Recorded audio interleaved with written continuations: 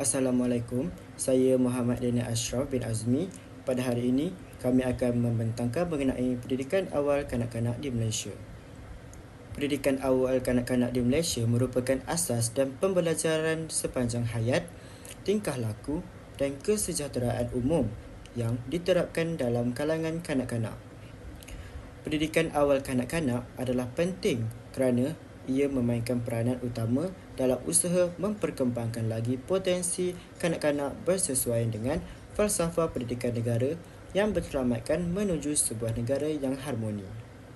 Bagi mencapai prestasi kanak-kanak yang bagus, para pendidik haruslah memahami dan implikasi sejarah, falsafah, dasar dan garis panduan mengasuh, mengurus dan mendidik kanak-kanak supaya hak kanak-kanak dapat dipenuhi. Penyelidikan telah membuktikan bahawa pembelajaran awal membantu kejayaan kanak-kanak di sekolah dan pada masa hadapan mereka. Oleh itu, menjadi tanggungjawab ibu bapa, penjaga, pendidik untuk menyediakan persekitaran dan pengalaman pembelajaran bagi mengembangkan kualiti dan potensi kanak-kanak secara menyeluruh bagi mewujudkan insan yang seimbang serta harmoni. Assalamualaikum, nama saya Zinirah binti Abdul Aziz. Nombor matrik saya 3232010551. Jadi kita pergi kepada jenis-jenis institusi pendidikan awal kanak-kanak, kerajaan dan juga swasta yang ada di Malaysia. Yang pertama sekali, tadika kerajaan di bawah Kementerian Pendidikan Malaysia, KPM.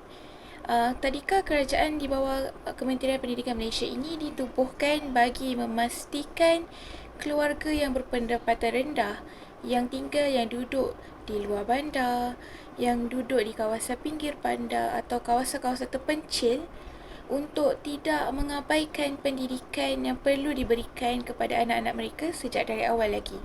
Jadi, orang-orang yang tidak berkemampuan ini, orang-orang yang berpendapatan kurang daripada M40 ini atau orang yang dalam kategori B40 ini dapat juga menghantar anak-anak mereka untuk mendapatkan pendidikan sejak dari awal lagi, untuk mereka mendapatkan pendidikan sebelum memasuki sekolah rendah. Jadi, tadika kerajaan ini amatlah bagus dan disediakan khususnya untuk orang-orang yang kurang berkemampuan dan juga orang-orang biasa, orang-orang awam yang boleh menghantar anak-anak mereka ke sini. Yang kedua pula iaitu tadika swasta. Tadika swasta ini ditubuhkan bagi menambah usaha kerajaan untuk menyediakan pendidikan berkualiti kepada kanak-kanak berumur 4 hingga 6 tahun ini. Tadika swasta ini yurannya agak mahal dibandingkan dengan tadika kerajaan, namun tadika swasta mempunyai pelbagai cara atau pelbagai model pembelajaran yang telah diterapkan, yang telah diketengahkan. Jadi, ibu bapa boleh memilih tadika mana yang mereka mahukan atau tadika mana yang bersesuaian dengan kemampuan masing-masing untuk menekankan pendidikan awal kanak-kanak kepada anak-anak mereka sebelum anak-anak mereka memasuki pendidikan formal di sekolah rendah. Kurikulumnya pula menerapkan kepada penekanan pembangunan kemahiran komunikasi dan sosial untuk kanak-kanak tersebut. Yang ketiga iaitu prasekolah bagi kanak-kanak berkeperluan khas. Pada tahun 2003, Kementerian Pendidikan Malaysia (KPM) telah membenarkan penukaran program intervensi awal di 28 buah sekolah khas kepada program prasekolah untuk kanak-kanak berkeperluan khas ini.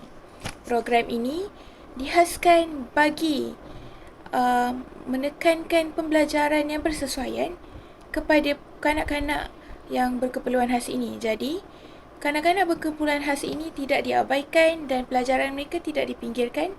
Mereka tetap sama-sama belajar seperti kanak-kanak biasa dengan kaedah dan cara yang berbeza, bersesuaian dengan perkembangan dan kecerdasan mereka. Akhir sekali iaitu prasekolah perpaduan. Prasekolah perpaduan ini telah ditubuhkan dengan tujuan untuk menyemai nilai perpaduan dalam kanak-kanak sejak mereka kecil lagi supaya mereka dapat hidup aman dan damai dalam masyarakat yang pelbagai kaum. Jadi kanak-kanak ini membesar menjadi seorang insan yang mempunyai nilai perpaduan yang tinggi supaya mereka boleh hidup dengan saling bertoleransi sesama pelbagai kaum yang ada di negara ini. Itu sahaja daripada saya. Terima kasih. Assalamualaikum dan salam sejahtera. Nama saya Muzalifah Razali binti Abdul Razak. Nombor matriks 3232011891. Pendidikan kanak-kanak kini semakin popular apabila ibu bapa sudah bermula menghantar kanak-kanak ke taska walaupun hanya berumur beberapa bulan. Tetapi setiap tahun masih terdapat ibu bapa yang masih keliru dengan istilah tadika dan taska. Jadi, mari kita kenali perbezaan di antara tadika dan taska. Di Malaysia, terdapat dua jenis pendidikan awal kanak-kanak dengan bertujuan menyediakan kanak-kanak kecil dengan pengetahuan asas sebelum memulakan pendidikan rasmi, iaitu memasuki ke tahun 1, iaitu taska dan tadika.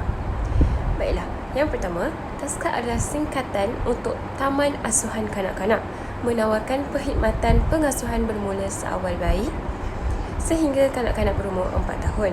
Jabatan Kebajikan Masyarakat telah menetapkan bahawa semua aktiviti dan program yang dijalankan hendaklah berasaskan amalan bersesuaian perkembangan yang menekankan rangsangan yang menyeluruh dari segi bahasa, fizikal, sosio-emosi dan kognitif.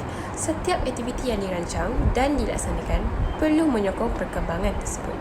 Yang kedua, tadika pula merupakan singkatan kepada Taman Didikan Kanak-kanak. Tadika telah didefinisikan sebagai premis yang menerima lebih daripada 4 orang kanak-kanak berumur 4 hingga 6 tahun untuk tujuan pendidikan dan menerima upah.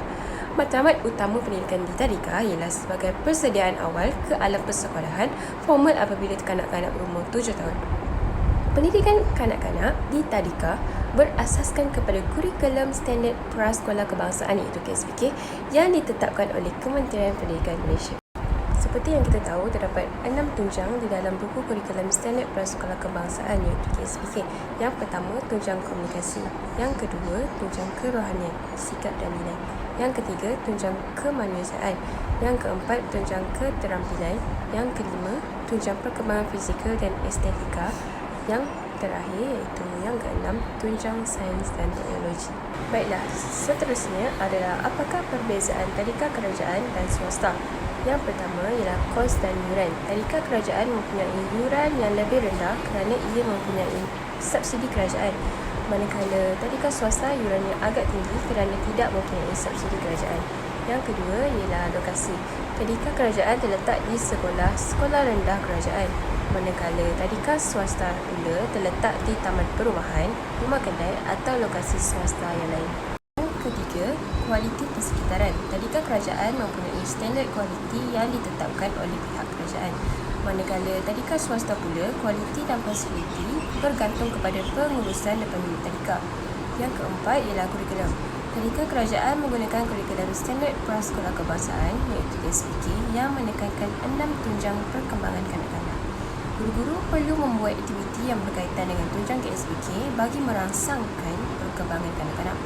Manakala tadika swasta, kurikulum mungkin berbeza-beza bergantung pada tadika tersebut, tetapi banyak yang mengikut kurikulum yang serupa dengan tadika kerajaan. Semestinya semua ibu bapa mahu memberikan pendidikan yang terbaik buat anak-anak mereka. Disebabkan terlalu banyak pilihan, mungkin ada sesetengah ibu bapa tu keliru untuk memilih tadika yang terbaik buat anak-anak mereka. Tapi perlu diketahui juga, ibu bapa perlu mengenal pasti sama ada mereka mampu untuk menghantar anak mereka di tadika swasta. Itu sahaja daripada saya. Sekian, terima kasih. Pendidikan awal kanak-kanak di Malaysia mainkan peranan dalam pembangunan anak-anak dan memberi kesan positif dalam beberapa aspek. Pertama, ia membantu perkembangan kognitif dengan membangunkan kemahiran bahasa, membaca dan mengenali nombor. Pembelajaran bahasa membantu memperkukuhkan kemahiran komunikasi kanak-kanak. Kesan yang kedua adalah pendidikan prasekolah menyokong pembentukan kemahiran sosial, membantu kanak-kanak berinteraksi dengan rakan sebaya. Melalui interaksi, kanak-kanak boleh memahami struktur kalimat atau ayat, perkataan dan kebolehan membaca dan menulis dengan pantas. Ia juga dapat membina hubungan yang sihat. Seterusnya adalah untuk memberikan dan menyediakan pengalaman pendidikan yang sesuai pada tempoh penting kanak-kanak agar kita dapat membentuk sikap mereka untuk sentiasa bermotivasi terhadap pembelajaran sepanjang hayat. Selain itu, pengalaman prasekolah dapat membentuk aspek emosi dan kebolehan sendiri, membantu kanak-kanak menyokong dan pemahaman perasaan dan mengatasi cabaran emosi. Melalui sokongan dan pendidikan sesuai, kanak-kanak boleh mencapai tahap kecerdasan yang lebih tinggi. Ia juga dapat mengembangkan perkembangan moral kanak-kanak. Oleh itu, pendidikan awal kanak-kanak bukan hanya tentang memenuhi keperluan asas, tetapi juga tentang memupuk potensi tersembunyi yang ada pada kanak-kanak. Pendidikan awal berkualiti membantu kanak-kanak membina landasan yang kukuh untuk mencapai potensi penuh mereka di masa hadapan.